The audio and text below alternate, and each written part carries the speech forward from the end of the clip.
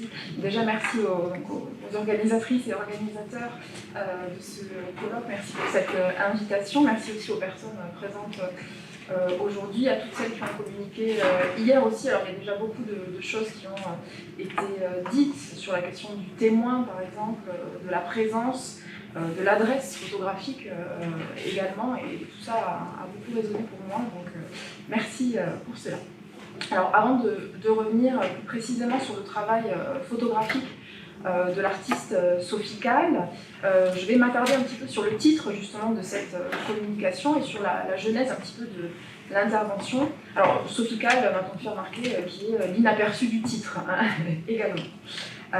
Donc, lorsque j'ai découvert justement l'appel à la communication du CRECEM, j'étais en train de lire La Panthère des Neiges de Sylvain Tesson, alors à retard, puisque l'ouvrage est sorti en 2019.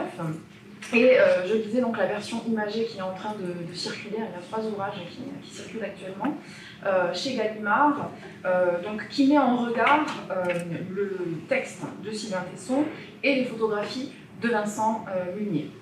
C'est d'ailleurs le photographe animalier qui est à l'origine du périple que Sylvain Tesson entreprend au Tibet.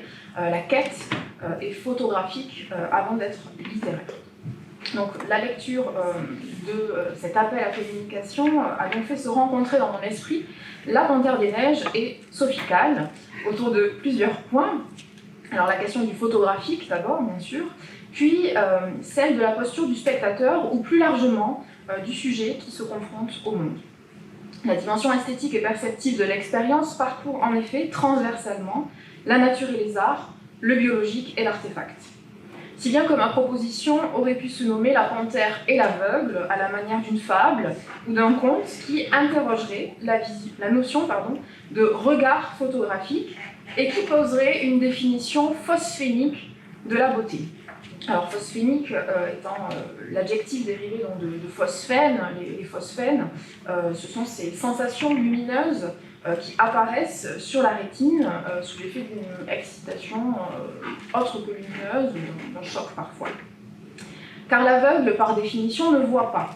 Tout au mieux, il sent, il perçoit, il capte, disons plus largement qu'il devine les images, ou que littéralement, il fait preuve d'imagination, cette aptitude donc à mettre en image ou à faire émerger l'image. Alors le travail de Sophie Calle est aujourd'hui connu du grand public, il fait l'objet d'un intérêt croissant, alors d'abord pour ses qualités plastiques et aussi pour la dimension narrative et intimiste qui en émane. Sophie Calle sait toucher les gens, révéler les affects, entrer en empathie avec son sujet et le spectateur. Beaucoup ont dit du travail de Calle sur les aveugles, de manière très générale, qu'il interrogeait la vue, ou nous ouvrait les yeux sur le handicap, dans un jeu de mots peut-être un peu facile. Je crois que la démarche de Sophie Calle est moins sociale ou pédagogique que philosophique. L'entreprise consiste à saisir ce qu'est la beauté et dans quel paradigme perceptif le spectateur contemporain se trouve pour voir. Son travail relativise les paradigmes théoriques où l'image photographique est évidente, où rien n'est laissé inaperçu. Il appelle quelque part à renouer avec l'art de la contemplation et de l'attente, où l'expérience déceptive et la visée manquée de l'attention redeviennent possibles. Car comme le rappelle Sylvain Tesson, donc, on voit ici photographié par Vincent Munier, l'affût est un pari, on risque l'échec. Faisons donc l'hypothèse liminaire que lire la photographie et le monde, à la manière des aveugles de Sophie Calle, suppose une méthodologie non plus romantique mais philosophique de l'aveugle, qui sait les résistances du monde, son inconfort parfois, ses inaperçus et accepte de s'y confronter. Méthodologie donc de relance de la perception et du voir, en quelque sorte. Car 2 constats s'imposent quand il s'agit de penser le voir ou le perçu. Le premier est celui de l'emprise de l'intelligible sur le sensible, celui d'une intelligibilité conquise au prix du sacrifice de la sensibilité, nous dit Maud Hagenstein. Le deuxième constat étant celui d'un oculocentrisme, donc un paradigme de perception au centre duquel se trouve l'œil. Dès 1991, la couleur aveugle, qui est l'œuvre qui est projetée ici, ou une partie en tout cas de cette œuvre, problématise cette aporie de lecture dans laquelle le simple régime optique nous place. Elle défamiliarise notre rapport au sens, à leur dialogue et à leur hiérarchie. À l'absurdité apparente du protocole artistique, donc ici en l'occurrence faire décrire une peinture à un aveugle, vient s'opposer une réflexion fondamentale autour de la lecture de l'œuvre d'art. Quelle conduite tenir face à une œuvre? Quelle lecture peut-on en faire? Quelle posture pour accueillir l'apparaissant?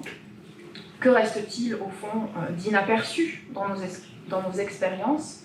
Et comment définir un paradigme lecteur des œuvres qui prenne en compte la part d'inaperçu de nos expériences? 4 œuvres ou séries, on parlait de séries je pense, seront explorées ici. Les aveugles de 1986, La couleur aveugle donc de 91, La dernière image qui date de 2010. Donc ces 3 séries sont regroupées dans le catalogue jaune qui est en train de circuler.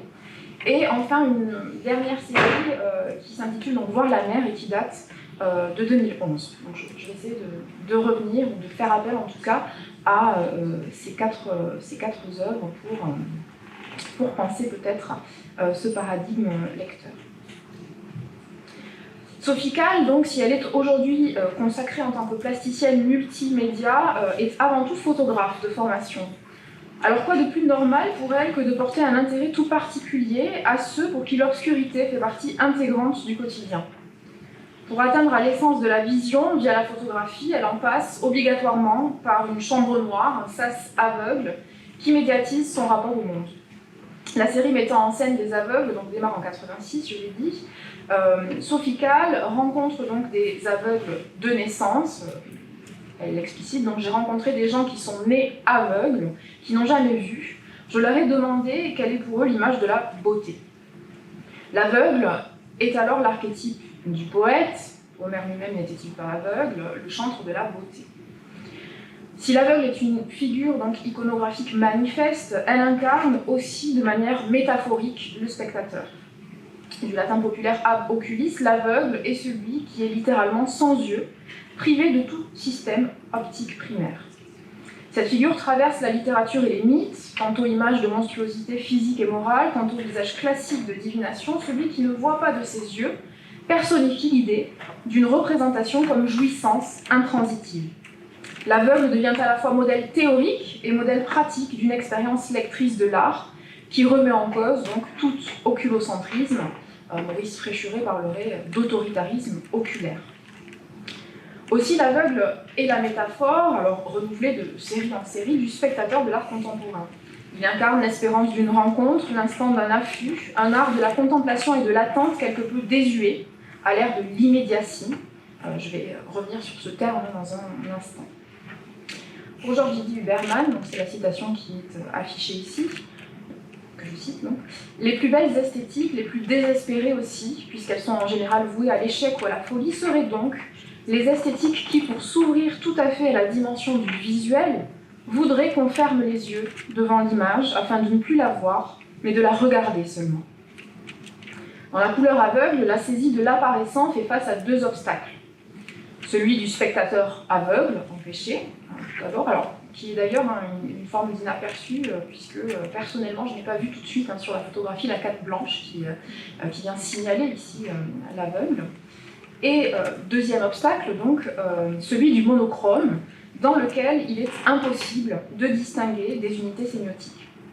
En 1991, Sophie Calle a demandé donc à des aveugles ce qu'ils perçoivent et confronté leur description à des textes d'artistes, Klein, Richter, Reinhardt, Manzoni, sur le monochrome. Et donc dans l'installation finale, on a la photo au centre et donc à la fois la restitution des paroles de l'aveugle et donc de ces artistes sur le monochrome.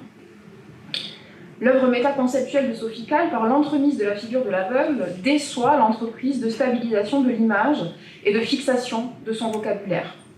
Les propos des aveugles sont soigneusement recueillis et reflètent cette tentative vaine de stabilisation de l'image par les mots. Alors je lis un extrait. À gauche, je vois un marron Un marron avec des reflets roses. À droite, je vois du noir, une plaque noire ou plutôt gris foncé en forme de cercle. À gauche, une lumière, une luminosité se balade sur la couleur. Je vais à la fin de la citation. Ce sont des points lumineux, des figures abstraites faites de petits points sur une toile de fond opaque. On dirait une lumière de jour déclinant. C'est une lumière sans teinte, une lumière fragile, floue, vague, presque inexistante. Toujours sur le point de disparaître, de s'éteindre. Nous notons dans ces descriptions les accumulations colorées, souvent contradictoires, l'utilisation des modalisateurs plutôt, des comparatifs, plus comme que comme, qui visent à ménager un compromis entre des sensations confuses, entre ce que l'on perçoit et ce qui reste inaperçu. L'emploi du mode conditionnel est également un indicateur de l'instabilité du langage, instabilité qui fait écho à l'instabilité visuelle de l'œuvre, davantage qu'au déficit perceptif de l'aveugle.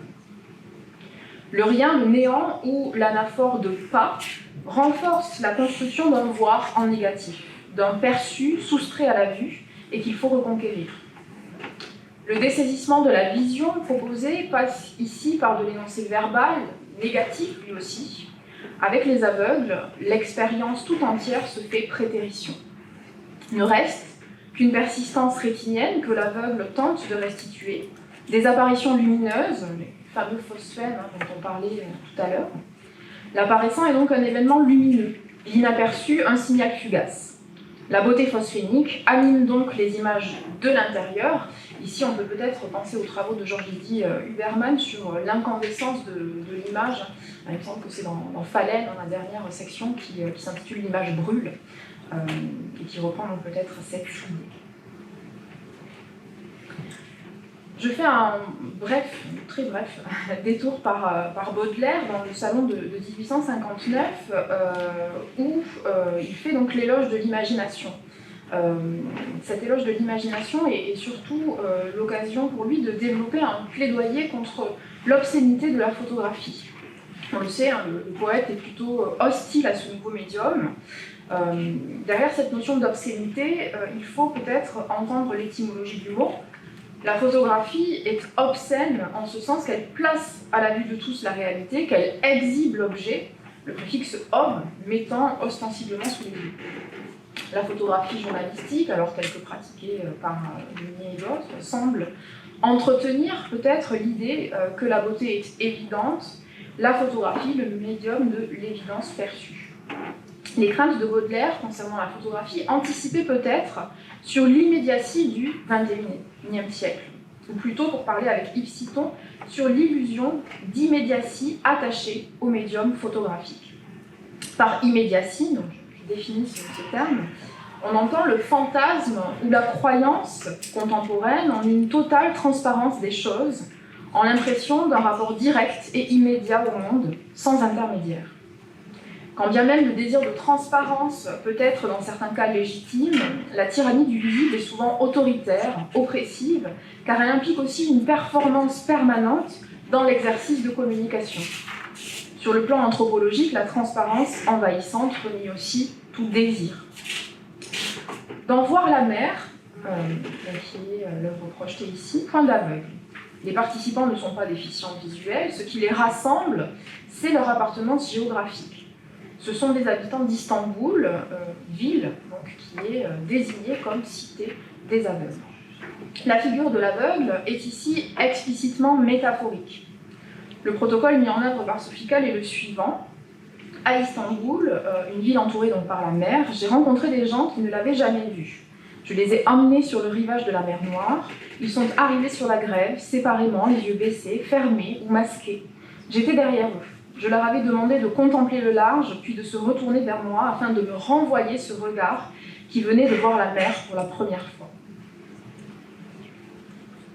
Initialement, donc, l'exposition Voir la mer comporte 14 films, c'est ce que l'on voit ici, avec Caroline Champetier à la direction photographique et qui a été la complice de Sophicles sur ce travail. L'œuvre se prolonge également dans une version éditée, donc papier ou relié, qui est en train de circuler actuellement, chez Actes Sud toujours.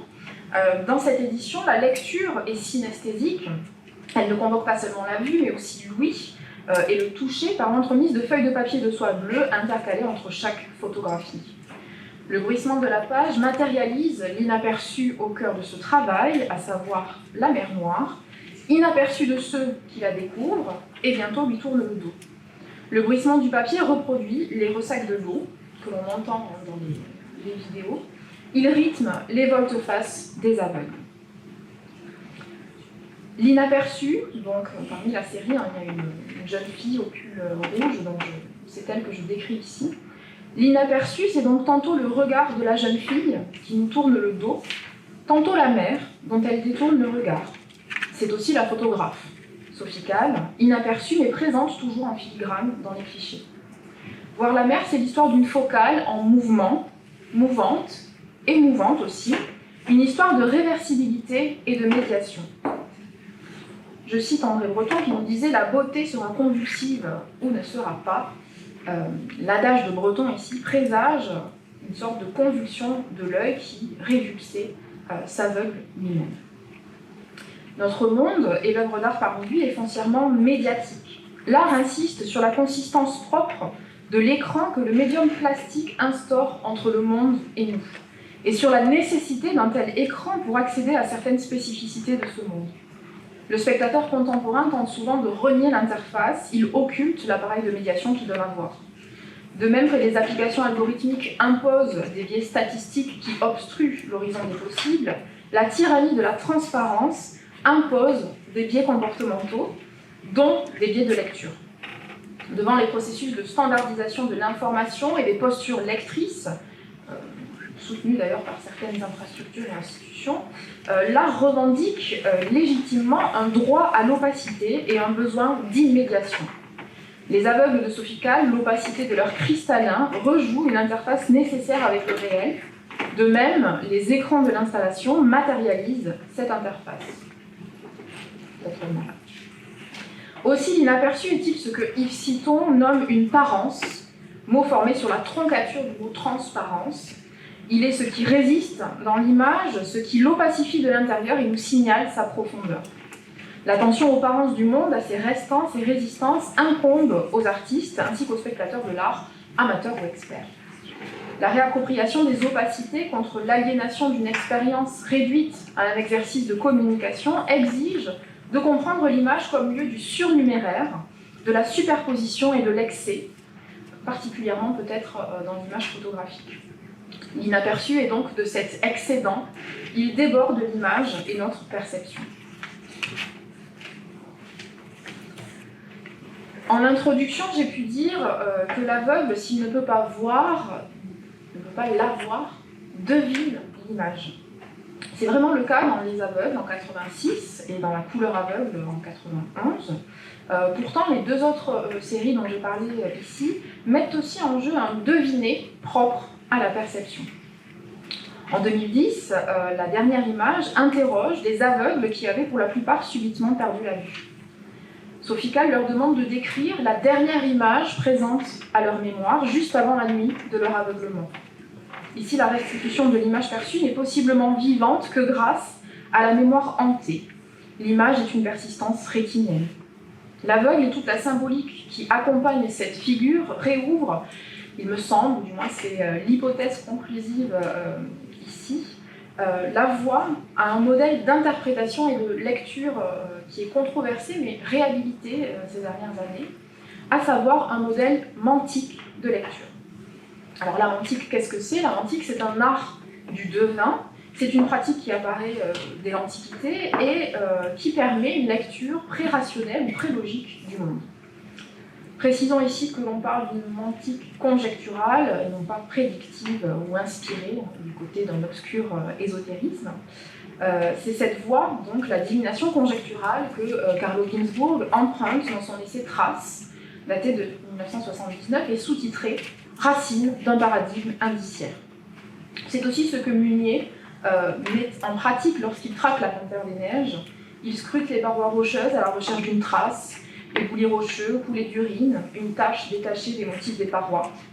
Rappelons peut-être que le paradigme indiciaire chez Ginzburg est aussi appelé paradigme synégétique, donc en rapport à la chasse, le chasseur étant celui qui débusque l'inaperçu.